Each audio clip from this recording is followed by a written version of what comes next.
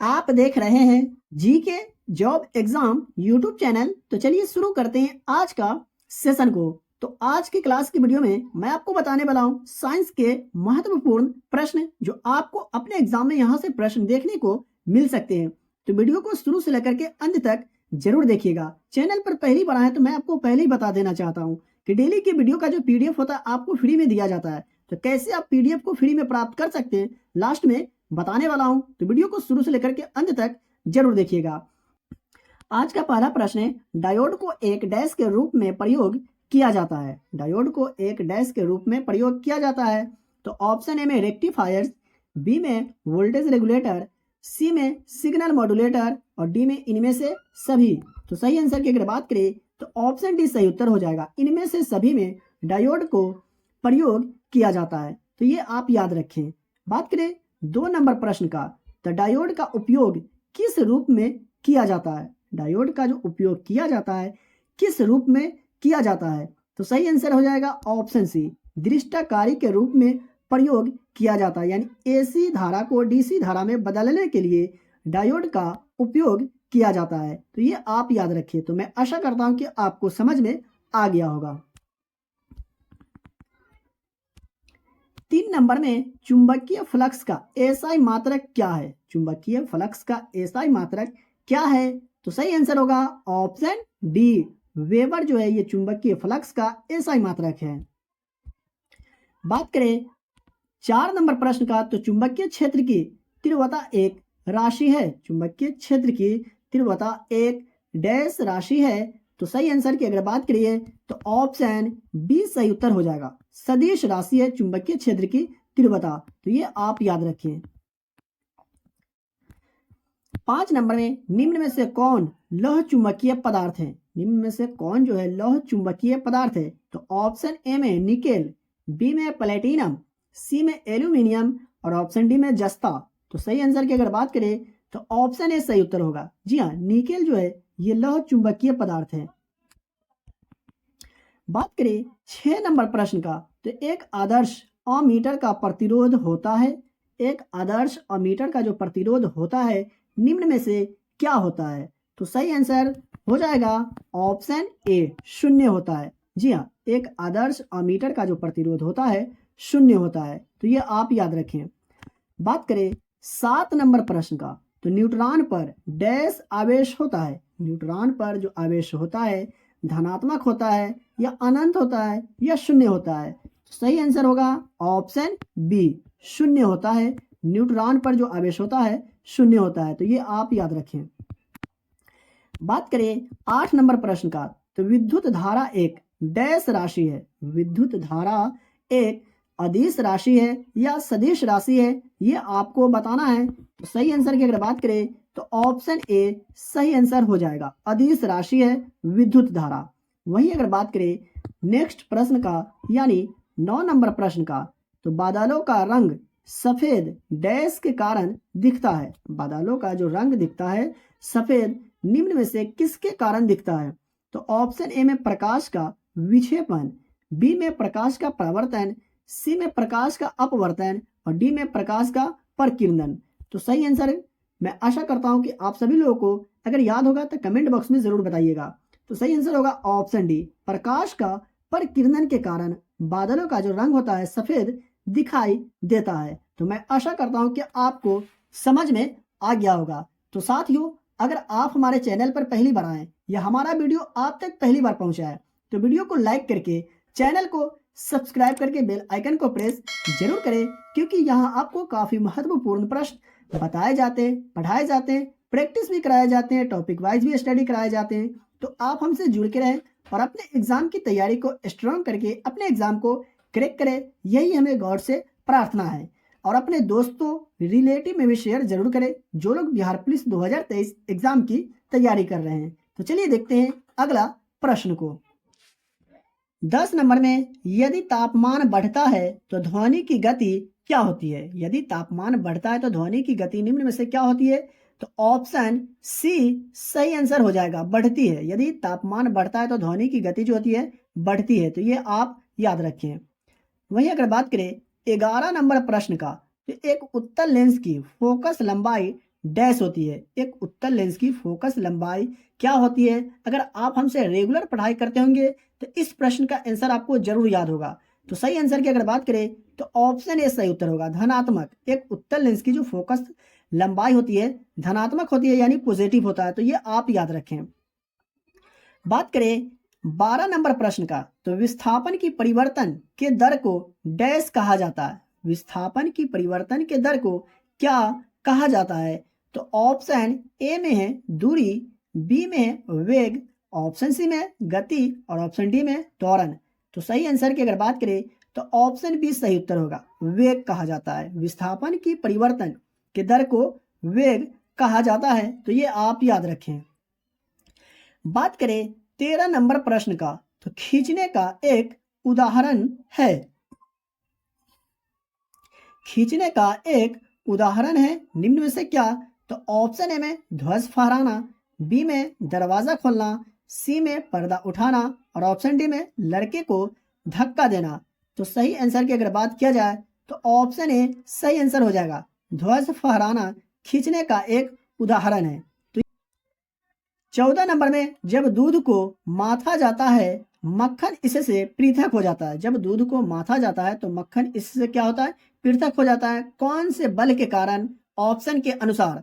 तो सही आंसर होगा ऑप्शन डी, अपकेंद्र बल के कारण जब दूध को माथा जाता है तो मक्खन इससे क्या होता है? पृथक हो जाता है। तो ये आप याद रखें।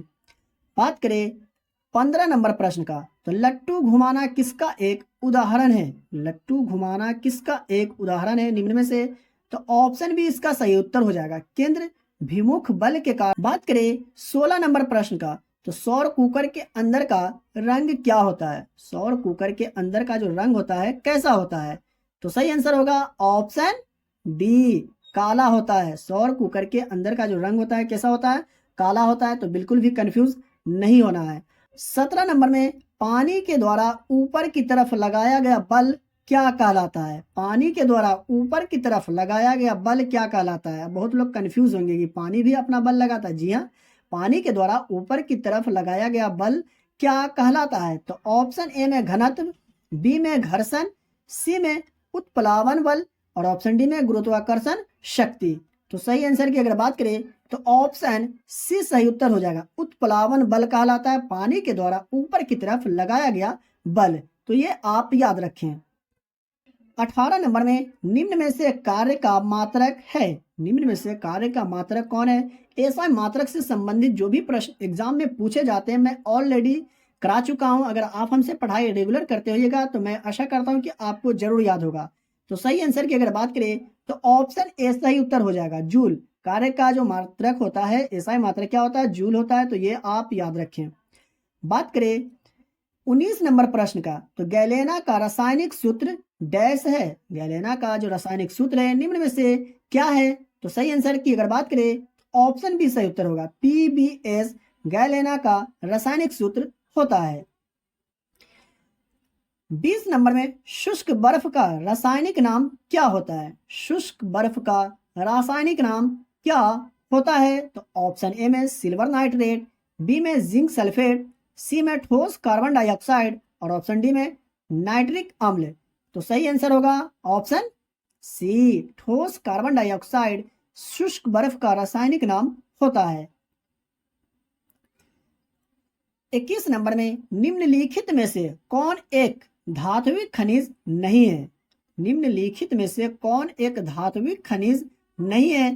तो सही आंसर होगा ऑप्शन डी, अभ्रक जो है ये धात्विक खनिज नहीं है।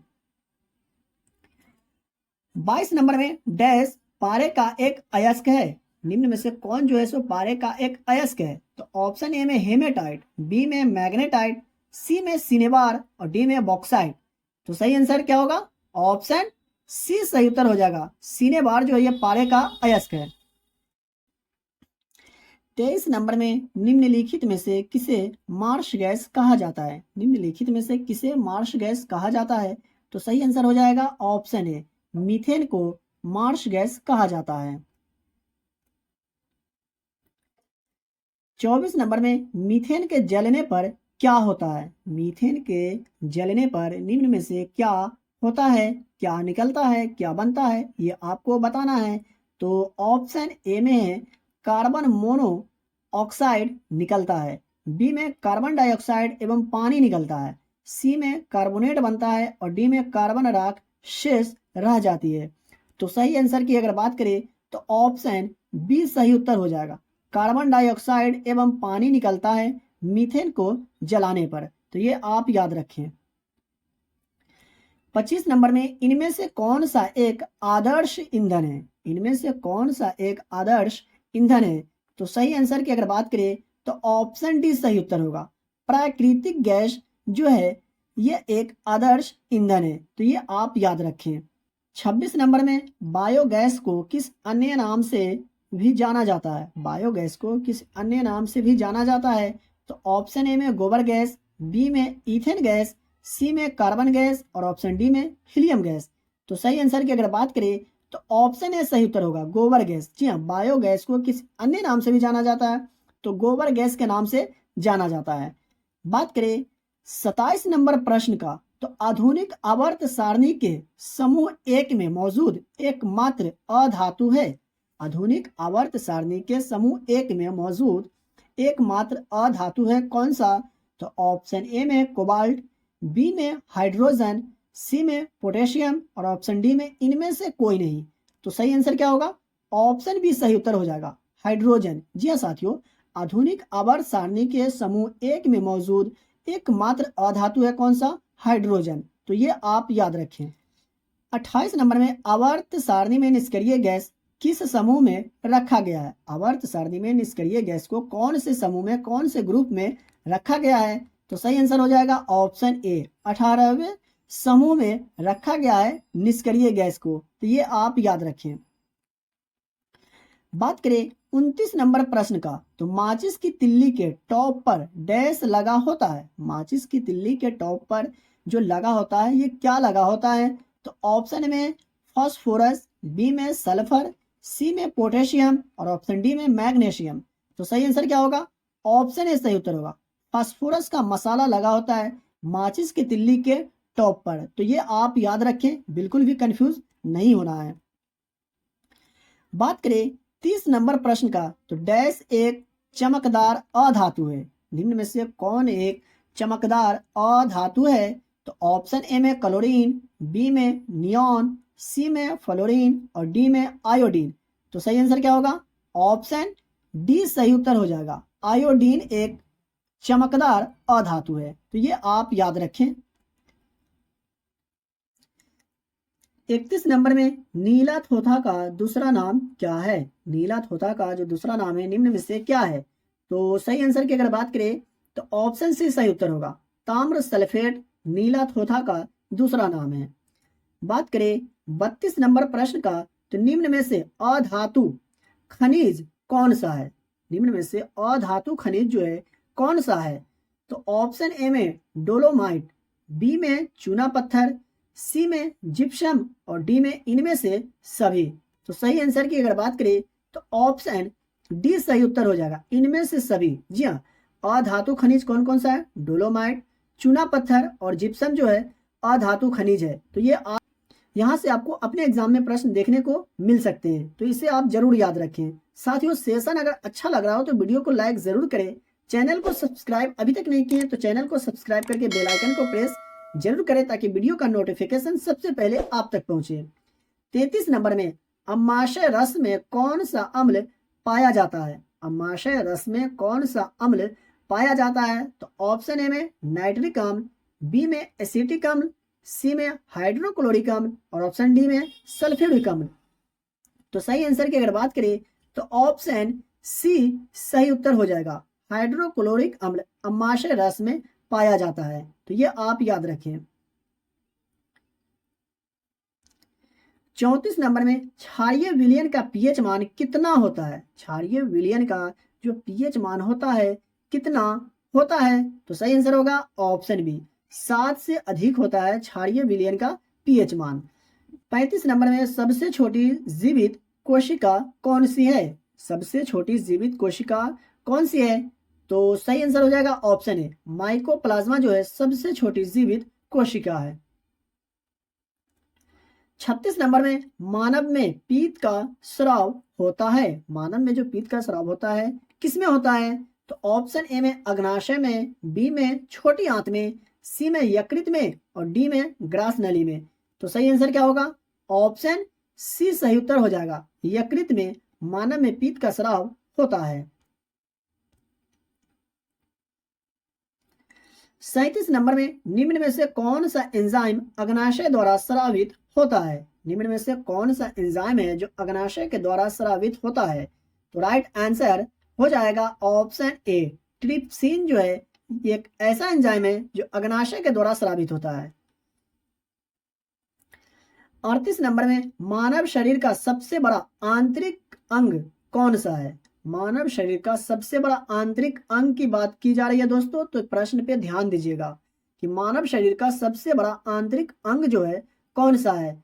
तो ऑप्शन ए में यकृत, बी में हृदय, सी में गुर्दा और ऑप्शन डी में अग्नाशय। तो सही आंसर क्या हो जाएगा? ऑप्शन ए सही उत्तर हो जाएगा। यकृत मानव शरीर का सबसे बड़ा आंतरिक अंग है। 39 नंबर में केला किस विटामिन का एक अच्छा स्रोत है? केला किस विटामिन का एक अच्छा स्रोत है?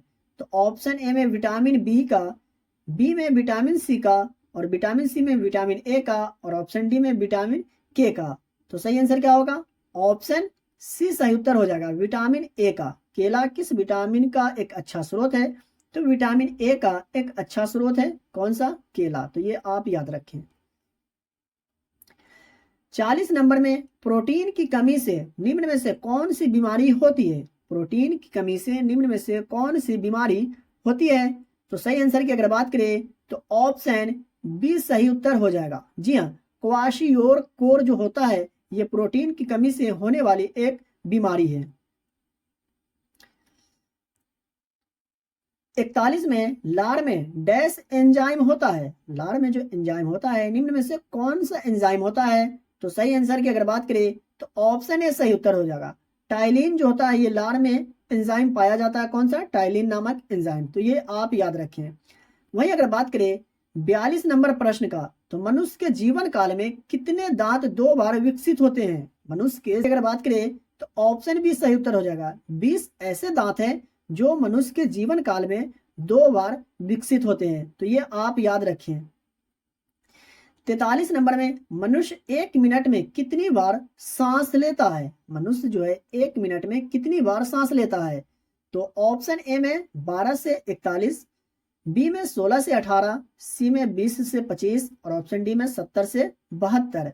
तो राइट आंसर क्या हो जाएगा?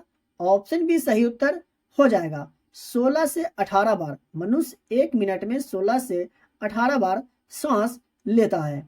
वहीं अगर बात करें कि मानव का हृदय 1 मिनट में कितनी बार धड़कता है? तो 72 बार धड़कता है। तो ये भी आप याद रखें कि मानव का हृदय 1 मिनट में 72 बार धड़कता है। तो ये आप जरूर याद रखें। 44 नंबर में इनमें से कौन सा एक रक्त समूह नहीं है? इनमें से कौन सा एक रक्त समूह नहीं है? तो यह प्रश्न का आंसर मैं आशा करता हूं कि आप सभी लोगों को जरूर याद होगा। तो सही आंसर हो जाएगा ऑप्शन डी। जी हाँ साथियों, सी जो है यह एक रक्त समूह नहीं है। लेकिन बात करें ओ का, ए का और ए बी का, तो ये तीनों जो है रक्त समूह है। तो ये आप याद रखें। 45 नंबर में हीमोग्लोबिन क्या है? हीमोग्लोबिन क्या है? तो सही आंसर की अगर बात करें तो ऑप्शन सी सही उत्तर हो जाएगा इसका। जी हाँ, मानव रक्त में पाया जाने वाला पदार्थ है कौन? हीमोग्लोबिन। और मानव का जो रक्त होता है लाल होता है, ये किसकी उपस्थिति के कारण? तो ये भी प्रश्न एग्जाम में पूछा जाता है। तो हीमोग्लोबिन की उपस्थिति के कारण मानव का जो रक्त होता है लाल होता है। तो ये भी आप याद रखिए। 46 नंबर में यूरिया किसके द्वारा रक्त से पृथक किया जाता है? यूरिया किसके द्वारा रक्त से पृथक किया जाता है? तो ऑप्शन ए में गुर्दा, बी में अम्माशय, सी में पिलिया और डी में आंत। तो सही आंसर क्या होगा? ऑप्शन ए सही उत्तर हो जाएगा। गुर्दा के द्वारा यूरिया जो है ये रक्त से पृथक किया जाता है। 47 नंबर में निम्न में से कौन सा सरल अस्थाई उत्तक नहीं है? निम्न में से कौन सा सरल अस्थाई उत्तक नहीं है? तो सही आंसर हो जाएगा ऑप्शन बी, जाइलम। जी हाँ, जाइलम जो है ये सरल अस्थाई उत्तक नहीं है। 48 नंबर में सौर ऊर्जा निम्न में से किससे प्राप्त होती है? सौर ऊर्जा निम्न में से किससे प्राप्त होती है? तो ये भी प्रश्न का आंसर मैं आशा करता हूं कि आप सभी लोगों को जरूर याद होगा। तो सही आंसर क्या होगा? ऑप्शन डी सही उत्तर हो जाएगा, सूर्य। सौर ऊर्जा किससे प्राप्त होती है? सूर्य से प्राप्त होती है।